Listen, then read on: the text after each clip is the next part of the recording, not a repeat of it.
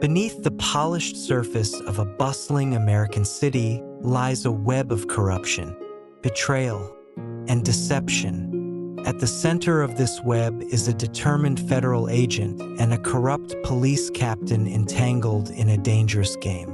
When truth and lies collide, the price of justice becomes clear. This is the story of Sarah Blake, an undercover DEA agent fighting against a ruthless drug trafficking network and a corrupt police officer, Captain Jonathan Marsh, who has sold his badge to the enemy. The stakes are life and death as Sarah navigates danger, betrayal, and the thin line between law and lawlessness. The July sun beat down on the streets of Portland, Oregon, turning the city into an oven. Sarah Blake, one of the DEA's most skilled undercover agents, maneuvered her unmarked car through the downtown traffic, dressed in casual jeans and a tank top to blend in. She kept her eyes on the road, but her mind focused on the mission. For 6 grueling months, Sarah had worked tirelessly to infiltrate the sprawling drug empire run by Marcus Kane, a calculated and dangerous kingpin known for his ruthless control over the Pacific Northwest's narcotics trade. Today was supposed to be the day the pieces fell into place. Her phone buzzed. She glanced at the screen. A message from her handler confirmed intel. Shipment expected at Pier 47 at 5 p.m. Kane expected to oversee personally. Proceed with caution. Adrenaline coursed through her veins. This was it. After months of gaining Kane's trust, Sarah had earned herself a spot close enough to bring him down. But everything had to go perfectly. Any mistake could cost her the mission or her life. As Sarah crawled through the congested downtown traffic, something caught her eye in the rearview mirror, a white SUV. It wasn't the vehicle itself that drew her attention, but the way it moved. Every lane change she made, every turn she took, the SUV stayed with her. She made a sharp right turn down a side street, testing her suspicions. The SUV followed. "This can't be a coincidence," she muttered under her breath. Years of training kicked in. Sarah turned again, this time down a quiet residential street. Then a sharp left into an alleyway. The SUV stayed on her tail, its presence now undeniable. She reached for her radio. "Team, this is Agent Blake. I think I've picked up a tail.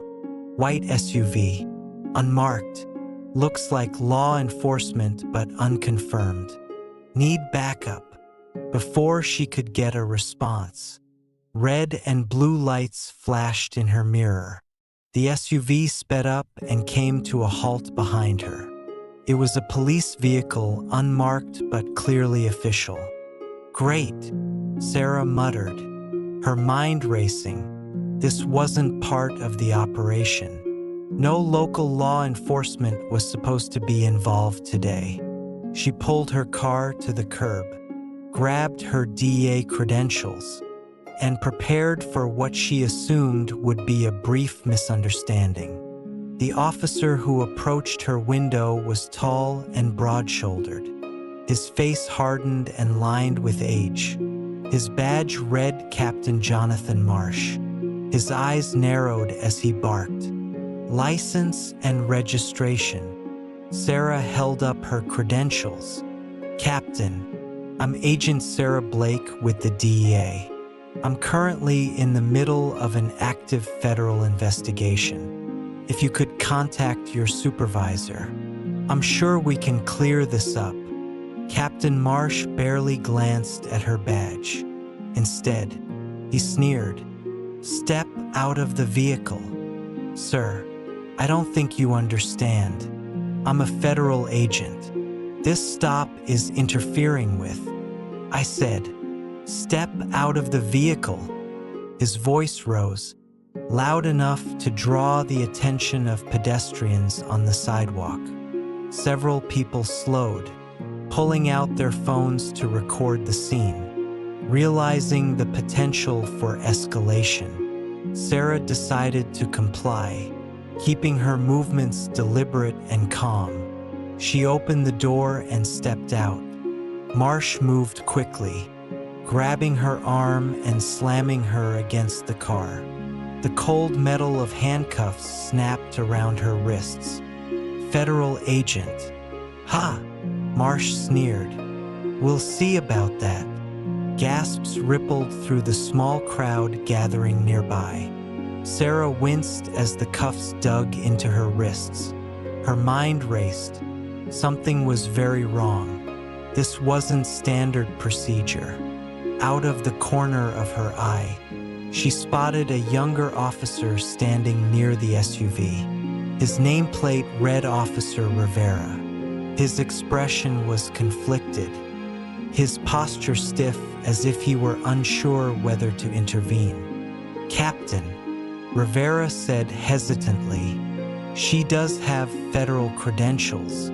Shouldn't we verify? Get back in the car." "Rivera," Marsh barked, "I'll handle this." As Marsh shoved her toward the SUV, Sarah's trained eyes caught a detail that made her stomach drop. Inside Marsh's jacket pocket was a small package bearing a logo she recognized, the same logo used by Marcus Kane's drug operation. Suddenly, everything clicked into place. Marsh wasn't just a cop having a bad day. He was working for Kane. Marsh pushed Sarah into the back of his vehicle and slammed the door. As the SUV sped away, Sarah's phone buzzed in her pocket. It was likely her team, wondering why she wasn't in position. She couldn't answer. The operation was unraveling. And worse, she was now in the custody of a man deeply embedded in Kane's network. "You really thought you could waltz into my city and poke around without consequences?" Marsh growled, glancing at her in the rearview mirror. Sarah didn't respond. Instead, she focused on memorizing every turn they took, every landmark they passed, building a mental map of their route. Marsh continued, "Kane sends his regards. You DEA types think you can shut us down, but you don't understand how things work around here. How long have you been on Kane's payroll?" "Captain," Sarah asked, keeping her voice steady despite the anger boiling inside her. "Does your entire department know they're working for a drug lord?" Marsh's grip tightened on the steering wheel. "You don't know anything about this city," he spat. "Sometimes keeping the peace means making deals with devils. Kane keeps the streets orderly, no gang wars, no turf disputes.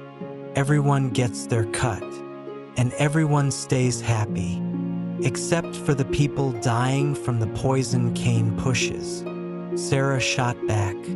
"Or did you forget about the teenagers who overdosed last month?" Marsh's jaw tightened, but he didn't respond. The SUV turned onto an isolated industrial street lined with abandoned warehouses. Sarah's pulse quickened. This wasn't good. They were heading to a location where anything could happen without witnesses. As the SUV pulled into a decrepit warehouse, Sarah noticed a glint of movement in her peripheral vision, a familiar sedan following at a cautious distance. It was Officer Rivera. Maybe, just maybe, he wasn't as corrupt as his superior. The warehouse door groaned as it rolled shut behind them, plunging the space into dim light. Marsh yanked Sarah out of the vehicle, his grip rough and unrelenting.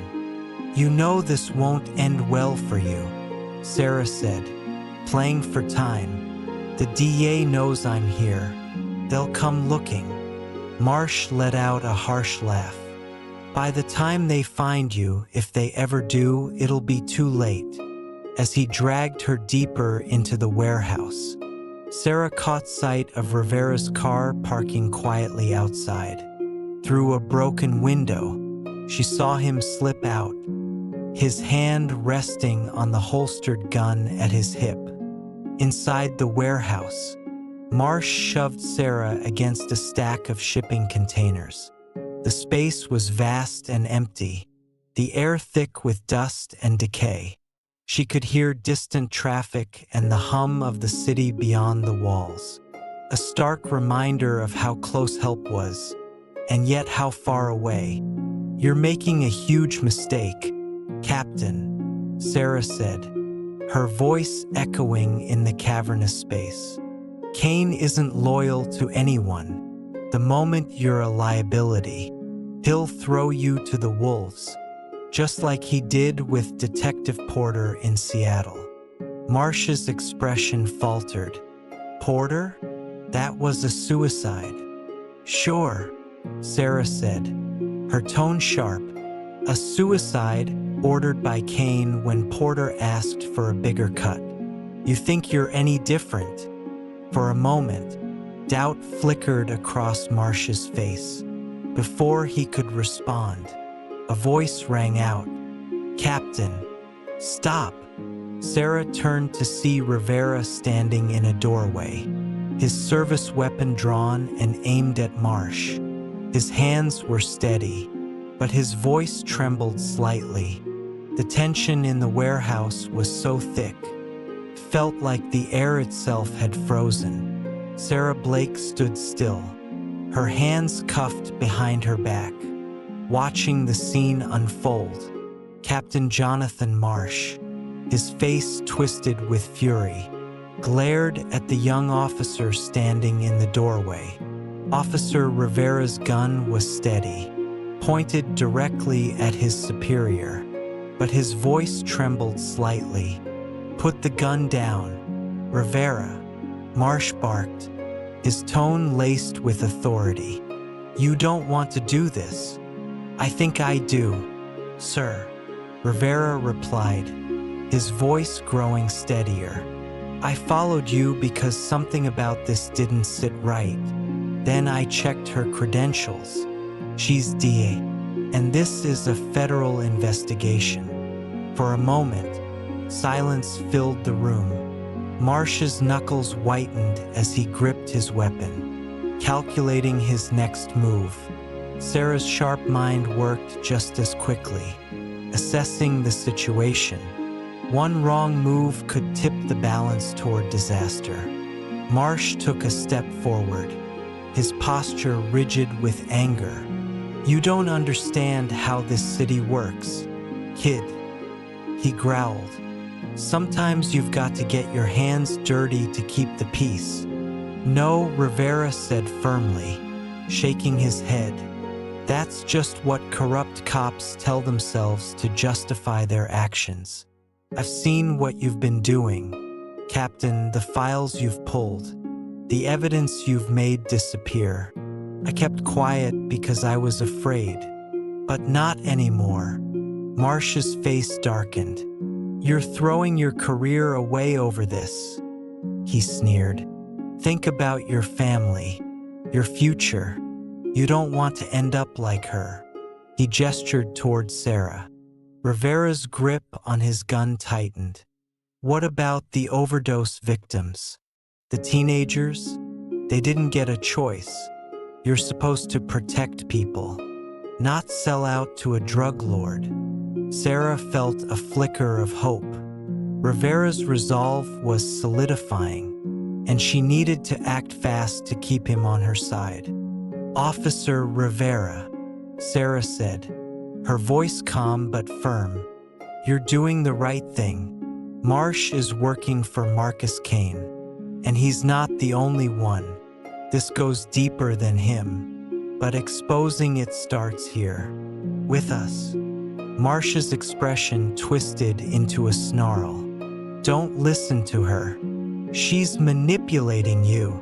But Rivera didn't waver. "No, Captain," You're the one who's been lying." The distant wail of sirens suddenly pierced the tense silence, growing louder with each passing second. Marsh's head snapped toward the sound, and in that split-second distraction, Sarah made her move. Despite her handcuffs, she lunged forward, driving her shoulder into Marsh's midsection. He stumbled backward, caught off guard, and Rivera rushed forward, keeping his weapon trained on the captain. "Don't move, Captain," Rivera shouted. The warehouse doors burst open, flooding the dim space with sunlight. A team of DEA agents stormed in, weapons drawn. At the front was Agent Marcus Thompson, Sarah's partner, his sharp eyes scanning the room. "DEA, everyone on the ground," Thompson commanded. Marsh's face was a mask of fury and defeat as he slowly raised his hands. Two agents quickly moved in to secure him, while another uncuffed Sarah. She rolled her shoulders, wincing as the blood flow returned to her wrists. "Nice timing, Marcus," she said to her partner, managing a faint smile. "You're welcome," Thompson replied dryly. "We got worried when you went dark." The plot thickens.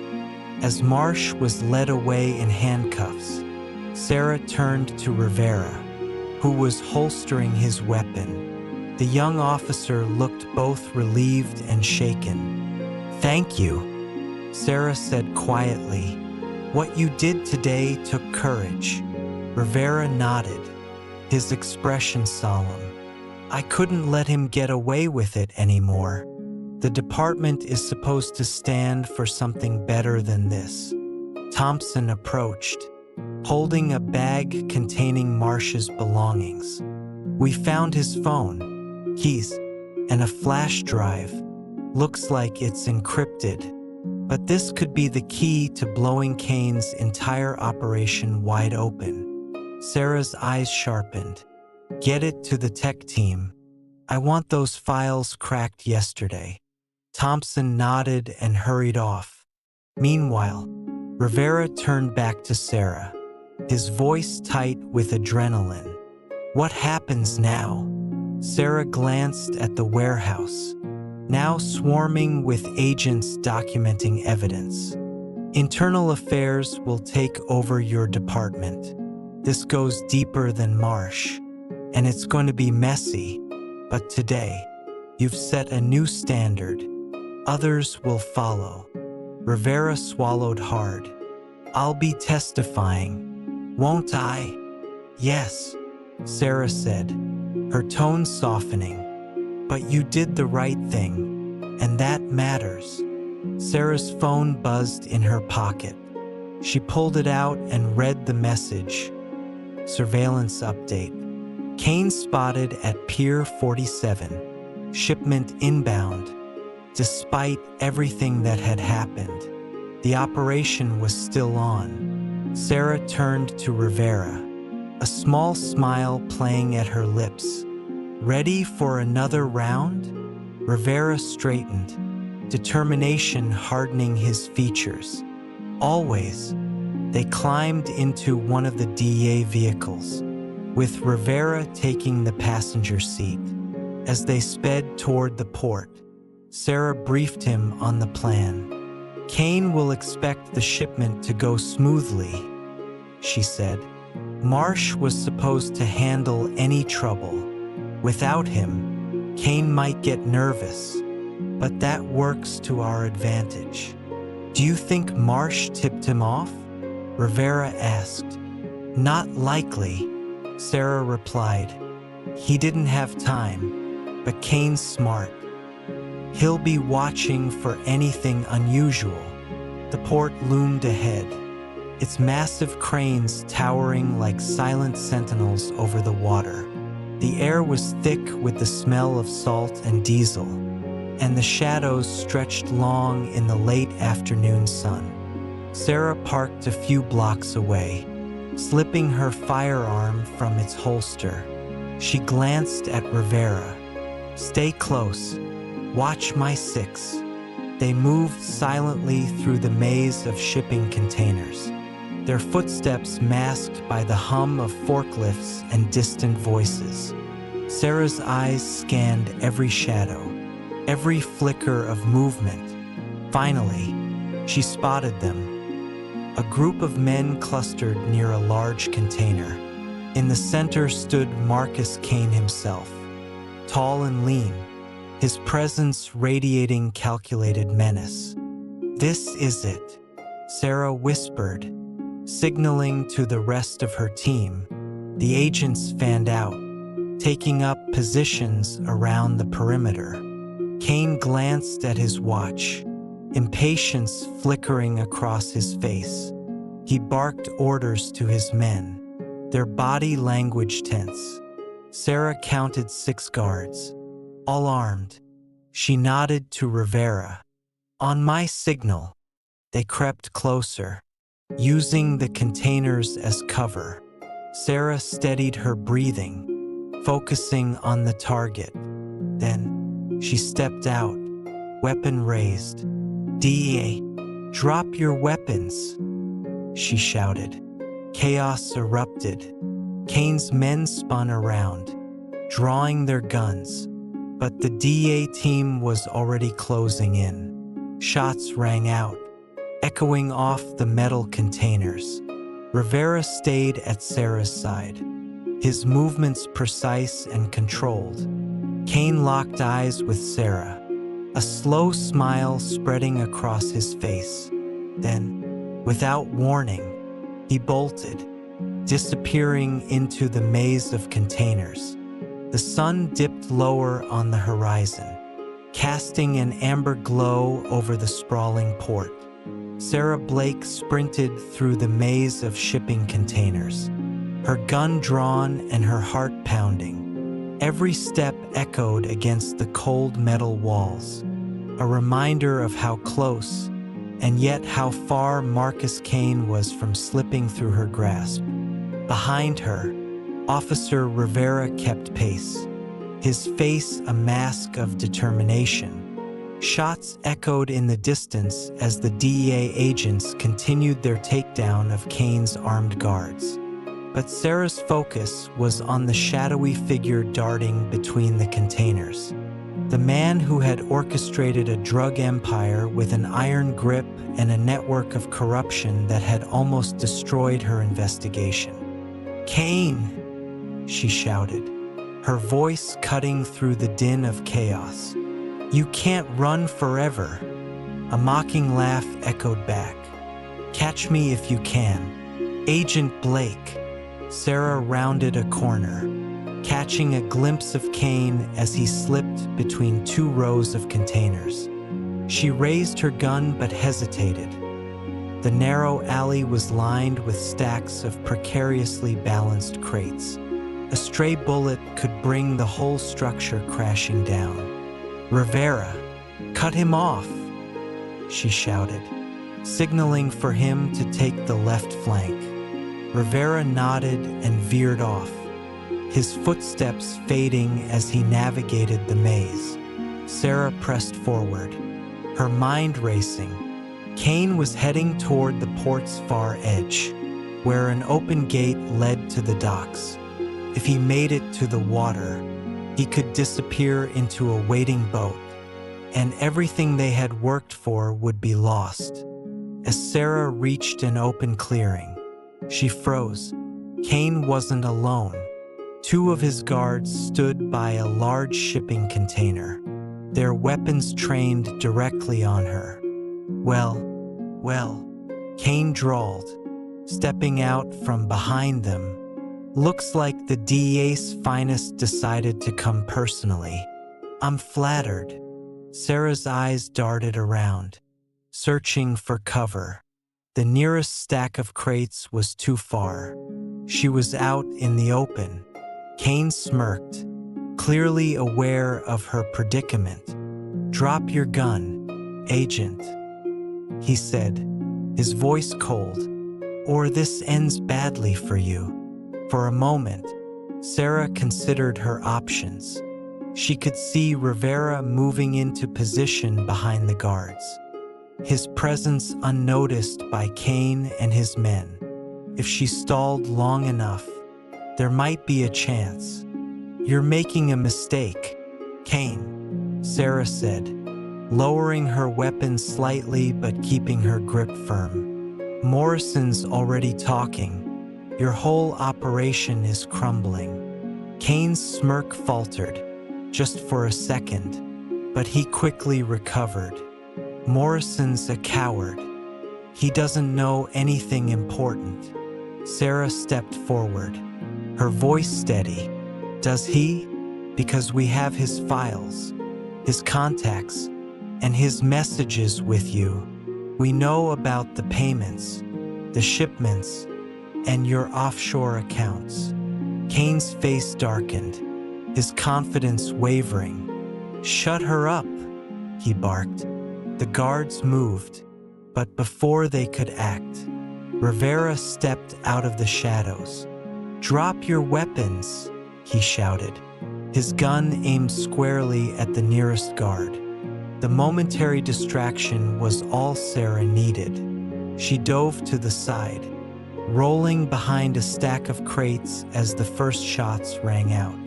The guards turned their fire toward Rivera, who ducked behind a container, returning fire with precision.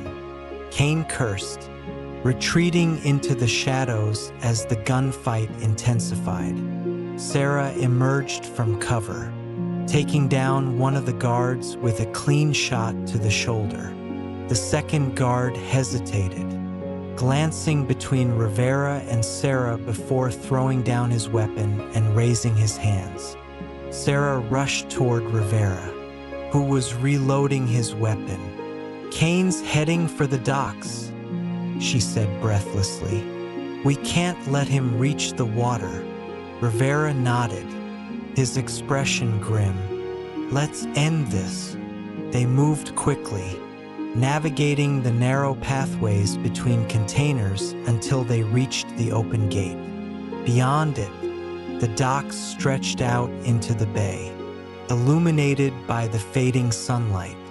In the distance, Sarah spotted a sleek black speedboat idling in the water. Kane was sprinting toward it, his long strides eating up the distance. "Stop!" Sarah shouted, raising her gun. Kane turned, his face twisted in anger. "You don't get it, do you? You can't stop this. For every one of me, there are 10 more waiting to take my place." "Maybe," Sarah said, advancing, "but you won't be around to see it." Kane reached into his jacket, pulling out a pistol. Sarah fired, the shot grazing his arm and sending the gun clattering to the ground. Kane stumbled but kept moving, his determination driving him forward. Rivera sprinted ahead, cutting Kane off just as he reached the edge of the dock. The younger officer leveled his gun, his voice steady despite the adrenaline coursing through him. "It's over, Kane. There's nowhere left to run." Kane laughed, a hollow sound. "You think you're a hero, kid? You don't know how this world works." Sarah stepped forward, her weapon trained on Kane. "We know enough, and we're done letting people like you call the shots." Kane glanced between them, his chest heaving. The sirens of approaching backup grew louder, their wailing echoing over the water. For a moment, he seemed to consider his options, his mind racing. Then, with a resigned sigh, he raised his hands. "Fine," he said, his voice dripping with contempt. "You win, but this doesn't end here." As the DEA team swarmed the docks, Sarah and Rivera stood by, watching as Kane was loaded into a secure vehicle. The once arrogant drug lord now looked defeated. His shoulders slumped and his gaze distant. Rivera exhaled deeply, his hands resting on his hips. "We got him," he said, almost in disbelief. Sarah nodded, a faint smile tugging at her lips. "Yeah, we did." Thompson approached, holding a tablet displaying the decrypted files from Marsh's flash drive. "We've got everything," he said. "Names, payments, account numbers. This is going to take down a lot of people." Sarah's expression hardened. "Good, let's clean house." As the sun dipped below the horizon, casting the port in shadows, Sarah and Rivera walked back toward their vehicle. The weight of the day's events settled over them, but so did a sense of accomplishment. "What happens now?" Rivera asked, his voice quiet. Sarah glanced at him, her expression thoughtful. "Now, we keep going. There's always another fight, another case, but today, we made a difference." Rivera nodded, a determined glint in his eyes. One step at a time, they climbed into the car, the city's lights stretching out before them. The battle against corruption was far from over, but for the first time in months, Sarah felt a glimmer of hope. Justice wasn't just a goal, it was a journey, and together, they were ready to take the next step.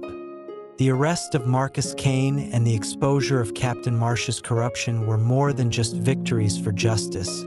They were reminders of the resilience and courage required to stand against systemic wrongdoing.